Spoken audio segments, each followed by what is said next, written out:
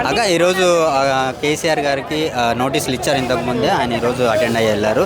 అసలు కేసీఆర్ గారి మీద కావచ్చు, హరీష్ రావు గారి మీద కావచ్చు, కేటీఆర్ గారి మీద కావచ్చు నోటీసులు లైన్ బై లైన్ అందరికి పంపిస్తున్నారు. అసలు ఏం జరుగుతుంది తెలంగాణలో కుట్రపూరిత స్వార్థపూరిత రాజకీయమే నడుస్తుంది. ఇవాళ తెలంగాణ జాతి పిత కాళేశ్వర ప్రదాత ఇలా పచ్చని పసడి పంటల తెలంగాణను చేసిన కేసీఆర్ గారికి నోటీసులు ఇవ్వడం అంటే యావత్ తెలంగాణ సమాజానికి ఇచ్చినట్టే.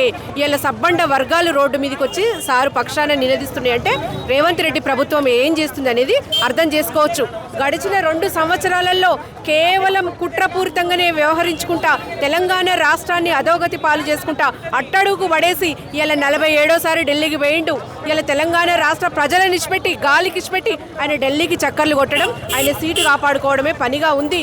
ఇలా తెలంగాణలో కాళేశ్వర ప్రాజెక్టుతోని ఇలా ప్రపంచం అబ్బురపరిచే ప్రాజెక్టు కాళేశ్వర ప్రాజెక్టు ఇలా నేషనల్ ఛానల్ సైతం ప్రచురించిందంటే మామూలు ప్రాజెక్టు కాదు. ఇవాళ కాళేశ్వరం కింద లక్షల ఎకరాల పంటలు పండుతున్నాయి. ఇలా పచ్చని తెలంగాణ, పసడి పంటల తెలంగాణ, నా తెలంగాణ 1 కోటి ఎకరాల మాగాణం కావాలని కలలు కానీ కాళేశ్వరం ప్రాజెక్టు కట్టి దాని కింద కొన్ని లక్షల ఎకరాల పంటలు పండిస్తున్న రైతులను అడుగు. ఎన్ని జన్మలెత్తినా కూడా మీకు కాళేశ్వరం ప్రాజెక్టు విలువ తెలియదు. ఈ కాంగ్రెస్ సన్యాసులకు ఒక ఇటుక పెట్టింది తెలియదు, ఒక కట్టడం కట్టింది తెలియదు.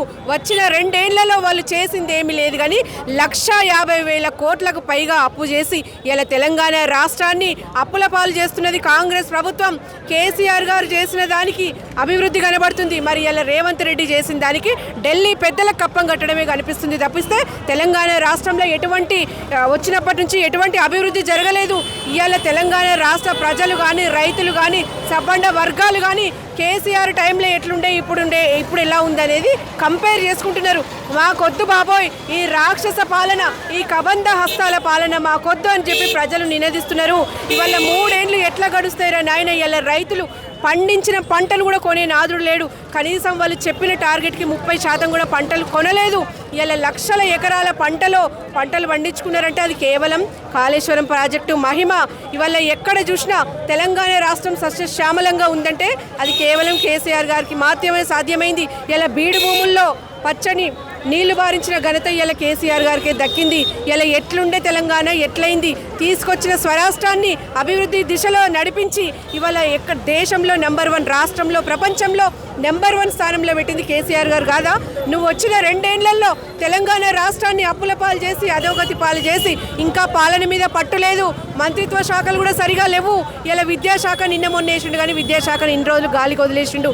ఇవాళ సబ్బండ వర్గాల ప్రజలు ఇలా పీడిస్తున్నాడు ఆయన. ఇలా రాక్షస పరిపాలన చేసుకుంటా ఇలా కాంగ్రెస్ కబంధ హస్తాల నుంచి రైతులు ఎట్లా విముక్తి చేయాలని ఇలా బీఆర్ఎస్ ప్రభుత్వం మళ్ళీ రావాలని చెప్పేసి ప్రజలంతా కూడా ఎదురు చూస్తున్నారు. డెఫినెట్గా కూడా కేసీఆర్ దిక్కు పార్టీలకు అతీతంగా ప్రజలు ఉన్నారు.